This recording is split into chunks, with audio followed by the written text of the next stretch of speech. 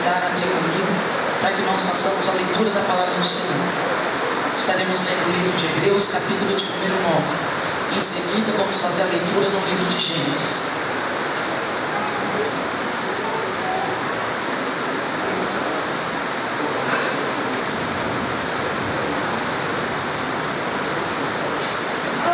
Hebreus, capítulo de número 9. E depois faremos a leitura no capítulo 2 do livro de Gênesis. Primeiramente, Hebreus, todos encontraram, digo amém? Amém. Hebreus, capítulo de número 9, apenas o versículo de número 22.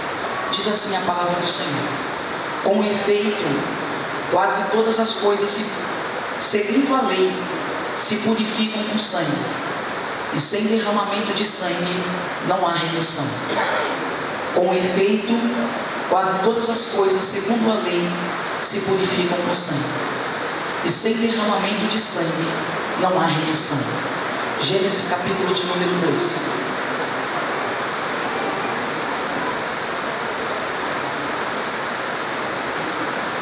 Versículo de número 8. Diz assim a palavra do Senhor: e plantou o Senhor Deus um jardim no Éden, na direção do Oriente, pois nele um homem que havia formado. Do solo fez o Senhor Deus brotar toda sorte de árvores agradáveis à vista e boas para alimento, e também a árvore da vida no meio do jardim, e a árvore do conhecimento do bem e do mal. Versículo 16.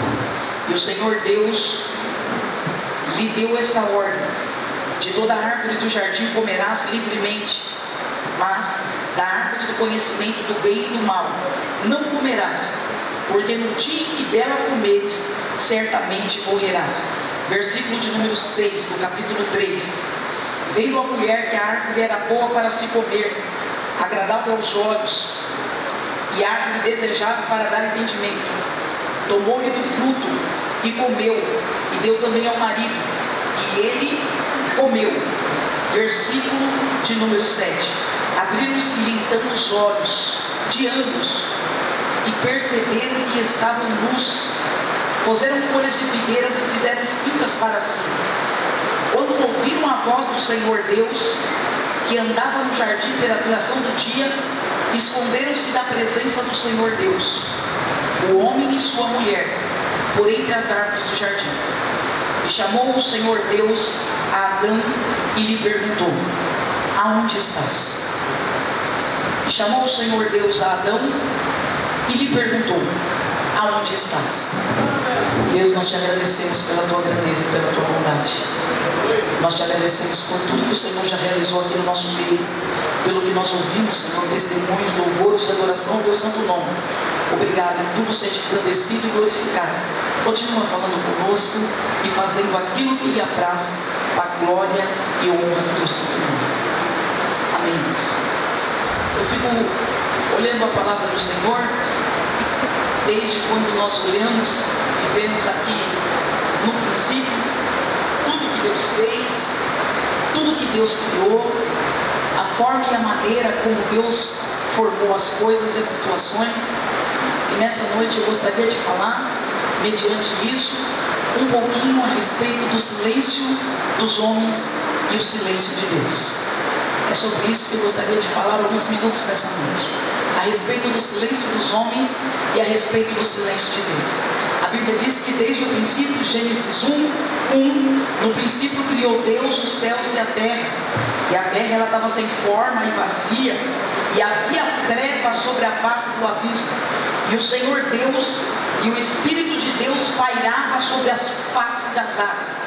Desde o início de todas as coisas havia um caos, havia uma desordem, havia trevas, mas aquilo que alegra o nosso coração é que o nosso Deus é especialista em tornar o caos bênção, em colocar ordem na desordem, em colocar ordem aonde há um caos. É isso que a Bíblia nos ensina. Deus é especialista desde o início em trabalhar aonde há impossibilidade de um milagre acontecer.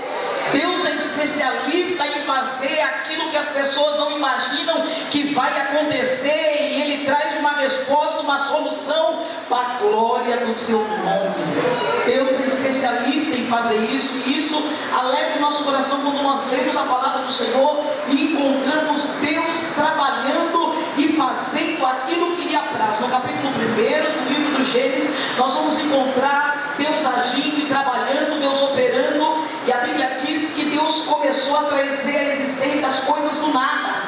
Deus começou a fazer com que as coisas existissem pelo poder da palavra, pelo poder da palavra. Deus começou a trazer existência. Deus dizia: haja luz, e houve luz. Deus dizia: haja separação, e as coisas começaram a acontecer. Por quê? Porque Ele sempre esteve no controle de tudo e no controle de todas as coisas. Se tem alguém que nunca perdeu o controle de nada, esse é o nosso Deus. Deus nunca perdeu o controle de uma situação. Deus nunca largou o seu povo e saiu de cena, não. Como há muitos outros deuses que nós vemos em seitas e heresias por aí, não. Deus nunca saiu de cena e deixou o seu povo, não. Deus sempre fez aquilo que lhe apraz. Deus sempre soube trabalhar. Mas é bem verdade que desde o começo, desde o início, Deus sempre deu ordem, Deus sempre deu mandamentos aos homens. E nós vemos aqui desde o começo que Deus falara com o homem, Deus falou com o homem, mas o homem desobedeceu a sua voz. Desde o início, os homens estavam cientes daquilo que Deus falou e daquilo que Deus queria, porque Deus sempre deixa claro a sua vontade para o seu povo. Deus sempre dá um jeito, uma maneira de mostrar qual é o caminho. E aqui não é diferente. Deus mostrou o caminho para o homem, disse para ele qual era a sua vontade. Deus, antes mesmo de formar a mulher, disse ali para Adão: Adão, eu criei do caos, do nada, um paraíso para que você nele esteja. Eu formei um jardim para ali você está. Eu vou te colocar nesse jardim para você cuidar. Eu vou te colocar ali, Adão, e você vai usufruir de tudo aquilo que eu criei ali dentro, de tudo aquilo que eu formei. Mas tem uma ressalva, Adão. Tem uma árvore que nela você não pode tocar. Vai ter lá dentro, dentre tantas outras que eu fiz brotar e que eu fiz ali estar, que você pode comer e se alimentar. Mas da árvore da ciência do bem e do mal, dessa você não vai poder tocar, nessa você não vai poder comer. Eu fico me perguntando e fazendo muitas perguntas diante do texto sagrado. Cada livro, cada texto, cada versículo que eu passo, eu fico fazendo perguntas ao texto.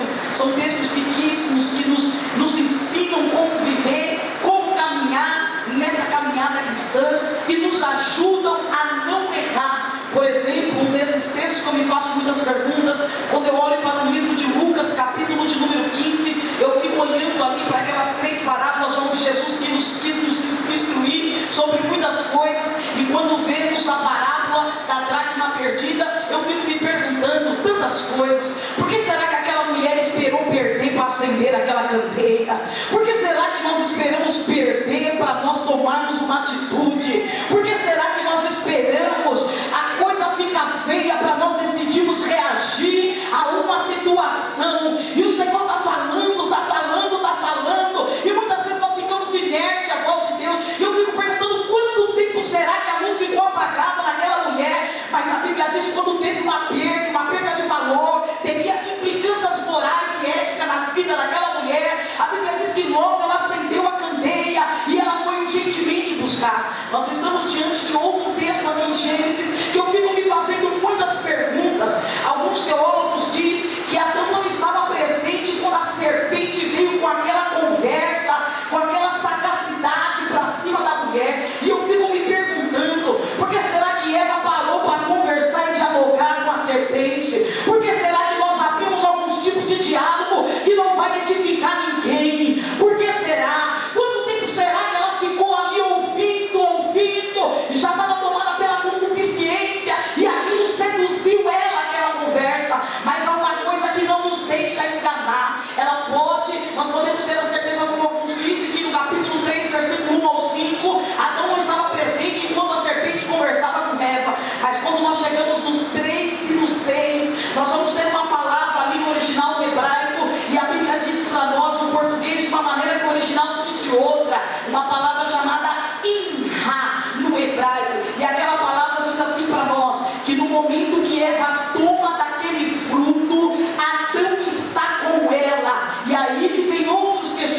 querido? Se Adão sabia da ordem, Eva também sabia. Porque quando a serpente começou a conversar, quando a serpente tentou induzir ela e perguntou para ela e falou para ela, ela expôs a vontade de Deus, a ordem de Deus ali. Ela falou, ela mencionou. Então ela estava ciente daquilo, por ter conversado com seu esposo, pelas conversas que Deus queria ter com ele na viração do dia. Mas Eva estava ciente. Mas a Bíblia diz que Eva pecou. Ela pecou, comeu, ofereceu e Adão comeu. E eu fico perguntando, por que será que Adão ficou em silêncio quando ele tinha que falar? Anacaia séria, canandúria. Por que será que Adão não abriu a boca e disse não? A ordem de Deus é para não tocar, a ordem de Deus é para não falar, a ordem de Deus é para não fazer. E nós não vamos assim na caia súbia, não vamos usar a caia séria, avançar o sinal vermelho enquanto Deus não autorizar a caia súbia.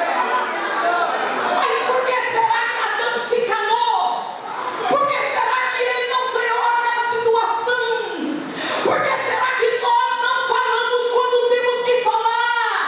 Por que será que nós se calamos quando é conivente? Ela caia se tu comandasse, é para nós. Quando a situação é favorável para nós. O Senhor estava dizendo ao meu coração assim, filha, tem muita gente calada que deveria abrir a boca para falar. Tem muita gente se calando, mas eu quero que fale. Eu quero que abra a boca para falar. Ei, Adão se manteve em silêncio na hora que era para falar. Ela falou, minha esposa, não. A ordem de Deus já foi dada para mim anteriormente, antes de você ser formada. E ainda assim você tomou ciência dessa ordem. Era para nós não termos tocado nesse fruto. Não era para fazer isso. Não era. A gente fica pensando, imaginando, será que as coisas seriam diferentes? Não importa. A Bíblia diz no livro de Apocalipse 13:8 que o Cordeiro já estava crucificado desde antes da fundação do mundo. Então as coisas sucederiam como Deus quisesse que elas acontecessem.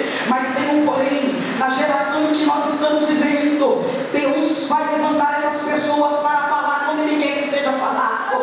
Deus vai levantar essa geração que fala quando Deus quer que fala. Nós não podemos mais buscar na frente ao pecado. Nós não vamos mais buscar lá quando Deus quer que seja falado. Não, porque o nosso compromisso primeiro é com o céu. O nosso compromisso primeiro é com o alto. O nosso compromisso primeiro é com Deus. O nosso compromisso primeiro é ter certeza de onde nós vamos morar.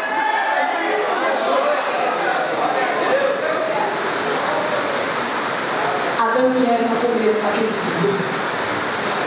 E a Bíblia nos relata tudo o que foi acontecendo consequentemente após aquela situação. A Bíblia começa a relatar para nós. Abriram-se os olhos. Eles estavam nus, reconheceram que estavam nus. Pegaram folha de figueira para tecer vestimenta para um e para outro.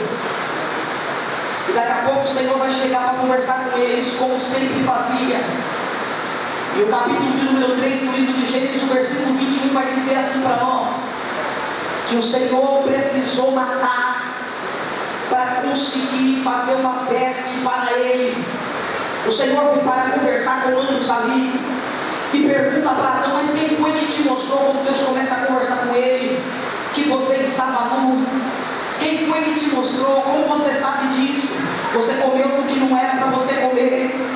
A Bíblia diz que o pecado traz resultados muito negativos para a nossa vida e muitas consequências funestas para nós. E uma delas é esta: o pecado trouxe a necessidade de derramamento de sangue. O livro aos Hebreus vai dizer para nós: sem derramamento de sangue não há remissão. Foi necessário derramar sangue para haver remissão dos nossos pecados. Gênesis 3, capítulo de número 21, quando o Senhor vê eles vestido com aquelas folhinhas de figueira, tapando os seus corpos, o Senhor fala: não, eu vou matar e vou tirar a pele de um animal para fazer avental para você. Houve a necessidade de derramar sangue. O pecado trouxe a necessidade de se derramar sangue para que eles estivessem vestidos. Veja, quando nós vemos no Antigo Testamento os sacrifícios sendo prestados, sendo ofertados, a questão não está no animal, não está no cabrito, a questão não está em nenhum cordeiro que é ofertado ali. Quando nós vemos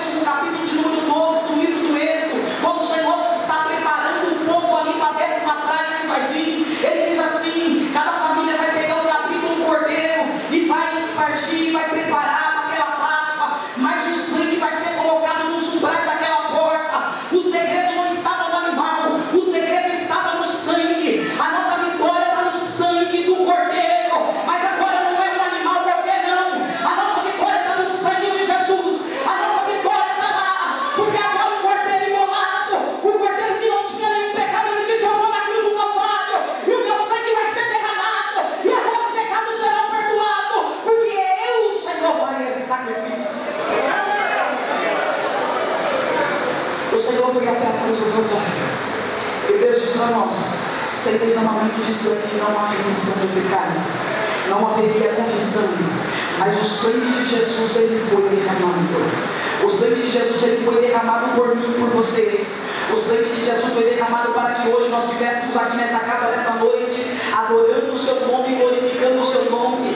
O Senhor disse no capítulo 3, versículo de número 8, que toda a viração do dia, ele vinha conversar com Adão, ele chegava ali para conversar com eles, e ele perguntou mais uma vez para ele: por que será que você não está no mesmo lugar? Em outras palavras, parafraseando o texto, na presença de Deus, Adão, na presença aonde nós conversávamos toda a tarde. Eu chegava aqui para conversar com você. Irmãos, há um monte de pessoas fazendo esse tipo de opção, querendo sair da presença de Deus, porque ainda não chegou a resposta na sua mão. Mas é aqui na presença de Deus que Deus vai preparar aquilo que você precisa. Nós ouvimos já aqui nesse púlpito: as coisas não acontecem, não é isso, quer dizer, como eu quero e no meu tempo, não. As coisas acontecem para a glória do nome do Senhor. Tudo na nossa vida acontece para a glória do nome do Senhor. Tudo na nossa vida acontece para a glória do nome do Senhor. Tudo na nossa vida acontece para a glória do nome do Senhor. Há um tempo determinado por Deus para as coisas acontecerem. Há um tempo determinado por Deus para as coisas acontecerem. Mas nós ficamos aqui e achando que Deus é obrigado a dar o que eu quero, a fazer o que eu quero. E Ele está dizendo aqui para Adão: na minha presença você tinha tudo o que você precisava. Na minha presença eu preparava tudo o que você necessitava. Deus sabe aquilo que nós precisamos. Deus sabe aquilo que nós necessitamos. E Deus tem um tempo para nos entregar. Deus está dizendo: é na minha presença que eu quero operar milagres.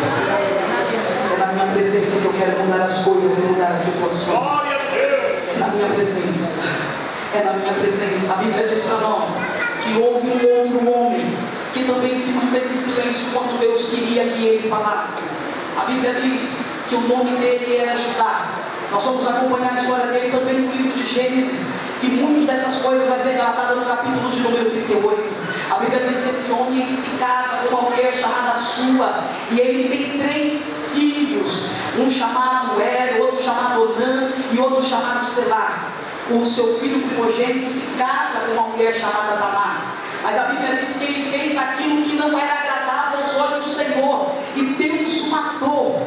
E a Bíblia diz que vai ter outro dos seus filhos que precisava perpetuar sua descendência e casar com uma mulher do seu irmão. E a Bíblia diz que também Onã vai fazer aquilo que não agradava ao Senhor. Também Deus o matou. Aí o sogro, chamado Judá, vai dizer para Tamar: Tamar, vai para sua casa, minha filha, vai curtir a sua viuvez, fica lá, espera passar um tempo, porque quando Selá crescer, quando tudo se passar e ele estiver na fase de se enamorar, de casar, eu te prometo, eu te dou a minha palavra que eu vou te entregar Selá, e Tamar vai curtir a sua viuvez. Mas o tempo se passa e Judá se esquece daquilo que prometeu. O tempo passou e Judá se esqueceu que ele fez uma promessa. Irmãos, nós precisamos nos lembrar: aquele que é fiel e prometeu vai cumprir aquilo que ele disse. Homens podem se esquecer daquilo que prometeu, mas o nosso Deus não.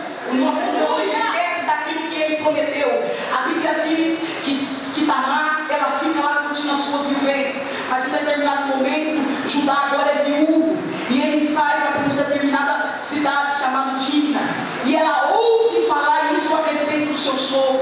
Ela se despe daquela veste de viuvez, ela tira aquela veste de viuvez, de viúva, e ela vai ao encontro, de maneira que ela cobriu o seu rosto, e ela vai ao encontro do seu sogro, sem que o seu sogro perceba que é ela ali. O sogro vê ela naquela esquina, e o sogro vai querer passar uma noite com ela, confundindo ela com uma prostituta, e ela fica ali naquele local, e ela diz para o sogro: mas o que é que eu vou ter de garantia?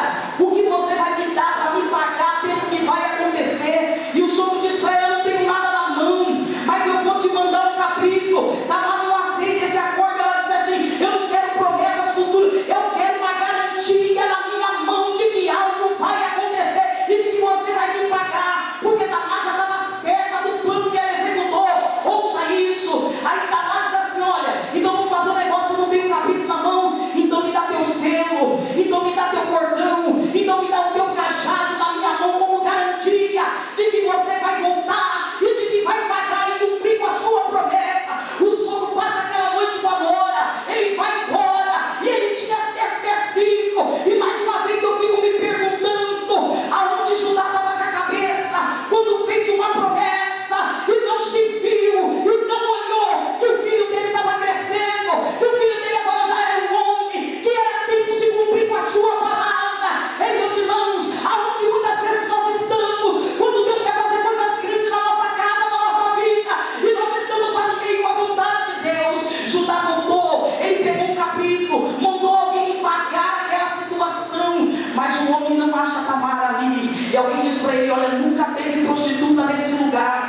nunca teve ninguém antes outrora ali nessa situação. Ele volta e fica tranquilo. 3 meses se passa e a Bíblia diz assim para nós, que Tamar agora está grávida. E agora alguém vai lá e diz assim para o seu sogro: a tua nora apareceu grávida, já está grávida de 3 meses. O sogro diz assim: tira ela para fora, porque a cultura aqui manda que nós queimemos ela ou apedrejemos. Tira ela para fora do seu lar. Mas tinha um porém. Tamar, se ela quisesse um escândalo, ela tinha gerado um escândalo ali. Mas ela disse: não, pega esse penhor que está na minha mão e manda levar para o meu sogro. Diz para ele que eu estou grávida do homem que me deixou esse selo, esse cordão e esse cajado na minha mão. Quando ela chegou lá, o mensageiro disse isso para ajudar. Ele disse: mais justa é ela do que eu, mais justa é ela do que eu. Um homem deixou uma garantia na mão de uma mulher e não voltou para cumprir com a sua palavra. Mas o Senhor Jesus, em Efésios 1:13-14, ele disse assim: o meu espírito é o penhor da garantia de que eu vou voltar. O meu espírito é a certeza da garantia que eu venho te buscar. O meu espírito é a garantia que eu vou chegar aí e vou operar milagre na tua vida.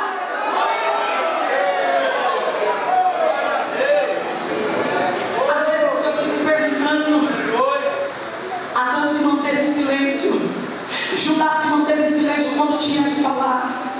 Mas o Deus que nós servimos não. O Deus que nós servimos, ele é muito diferente. A Bíblia diz que quando ele está em silêncio, até quando ele está em silêncio, ele está trabalhando. Até quando Deus está em silêncio, Deus está trabalhando. Até quando você olha um caos dentro da tua casa, na tua situação, na tua vida, e vê, eu não estou vendo possibilidade de mudança, Deus diz assim: eu estou trabalhando nesse caos, eu estou trabalhando nessa situação, eu vou reverter o quadro, eu vou mudar para a glória do meu nome. O Deus que nós servimos é um Deus que tudo quanto ele promete, ele cumpre. O Deus que nós servimos é um Deus que tudo quanto ele promete, ele cumpre. O Deus que nós servimos é um Deus que tudo quanto ele promete, ele cumpre. Ele disse: vocês vão ter um penhor, uma garantia. O outro consolador estará convosco. O outro consolador estará convosco. O outro consolador estará convosco.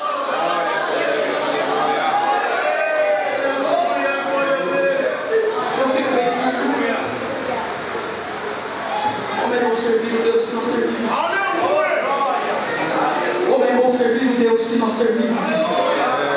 Quanta gente decepcionada com homens, quanta gente decepcionada com homens, se esquecendo que nós temos que olhar para o alto e olhar para Deus.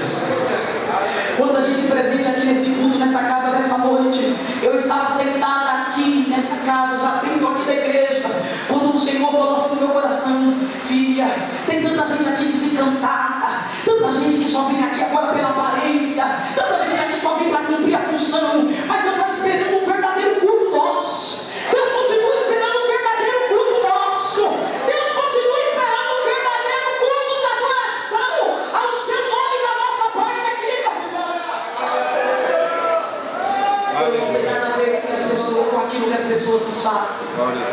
Ele está dizendo assim: eu nunca te deixei, nunca jamais eu vou te abandonar. Eu nunca te deixei, nunca jamais eu vou te abandonar. O livro de Hebreus diz isso para nós, que o Senhor fala isso para nós: eu nunca te deixei, nunca jamais eu vou te abandonar. Mas sabe o que acontece com nós? Nós estamos olhando muito para baixo, esquecendo que a Bíblia diz: olha para o alto, o nosso socorro desce do alto. Olha para cima, que o nosso socorro vem de cima. O nosso socorro vem do Senhor que fez os céus e a terra. Nós precisamos nos lembrar: quem cuida de nós é o Senhor. Quem providencia e prepara aquilo que você precisa é Deus. Quem providencia um milagre. Sabe o que eu olho para a Bíblia Sagrada, irmãos, e eu fico maravilhado com as coisas que Deus faz. Ouça essa frase que eu vou te dizer nessa noite: Deus não tem filhos prediletos. Deus não tem filhos prediletos.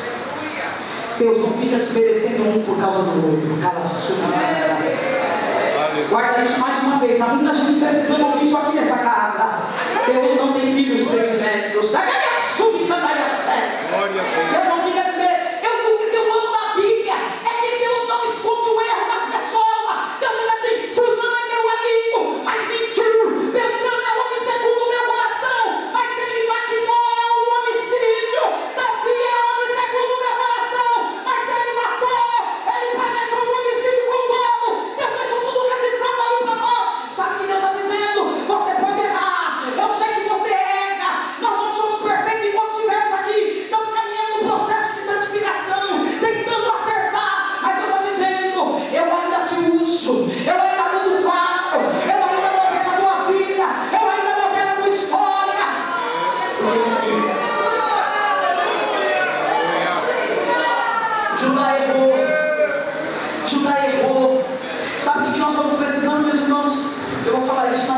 precisando com autorização de Deus.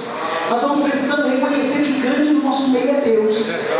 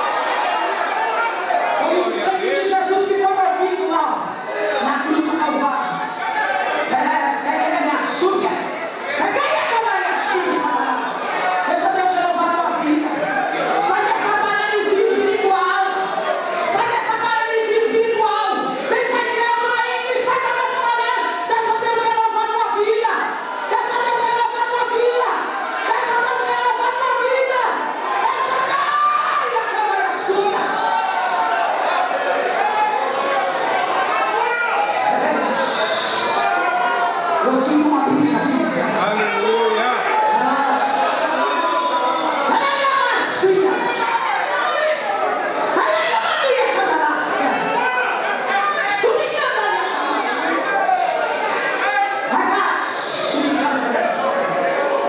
Eu só falo aquilo que Deus me manda falar. Eu só falo aquilo que Deus me manda falar. E vou dizer mais uma coisa também. Eu tenho muito temor em falar as coisas de Deus. Porque há muita gente brincando com Deus. Há muita gente falando que Deus não foi, Deus não manda nada. Há muita gente falando que Deus falou e Deus não falou nada. Meu pastor, vai falar um espírito de temor aqui diferente sobre essa altar.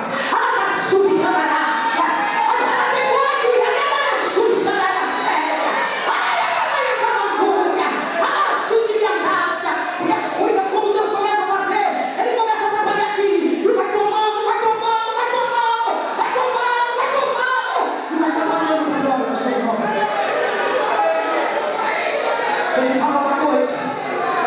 Vou te fazer um convite que Deus pediu para que eu fizesse para você hoje. Estou convidando ninguém para vir aqui na frente, não. Sai dessa vida de paralisia. Sai dessa vida de quem está assistindo o que está acontecendo. Só que a igreja é lugar de culto. Igreja é lugar de culto. Culto é lugar de se derramar. Culto é lugar de sobrenatural de Deus. Culto é lugar de adoração. Culto é lugar de novidade.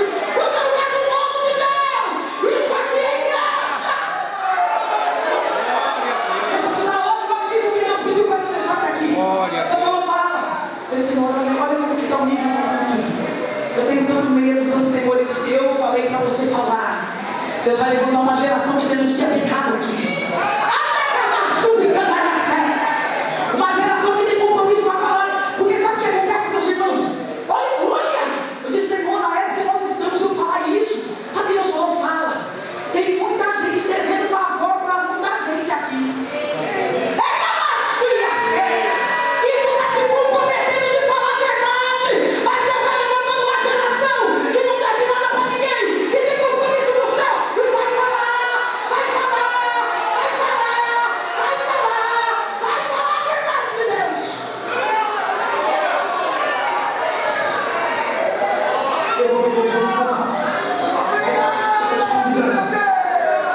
Deus, Ele vai quebrar o silêncio aqui na cidade de São Bernardo.